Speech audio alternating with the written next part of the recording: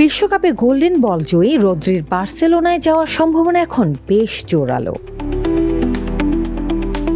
এমনটি হলে ম্যানচেস্টার সিটির মিডফিল্ড সামলাতে কে আসছেন? বিখ্যাত ট্রান্সফার মার্কেট বিশেষজ্ঞ ও ইতালীয় ক্রীড়া সাংবাদিক ফ্যাব্রিজিও রোমানোর তথ্য অনুযায়ী সিটির Italian manager Enzo Maresca midfield পুনর্গঠনে প্রধান লক্ষ্য বানিয়েছেন এনজো ফার্নান্দেজকে। তবে এই বিশাল চুক্তিটি সম্পূর্ণ করা মোটেও সহজ নয়। জীবন অবাক না করলে কে করবে? 28% মিল্ক ফ্যাটের অবাক করার সাথে ফ্রেশ মিল্ক পাউডার। জীবন অবাক করুক প্রতিদিন। প্রথমত, চেলসি এনজোকে আসন্ন মৌসুমে ছাড়তে নারাজ। উল্টো ইংলিশ ক্লাবটি এই আর্জেন্টাইন মিডফিল্ডারের জন্য 120 মিলিয়ন পাউন্ডের বিশাল মূল্য নির্ধারণ করে রেখেছে।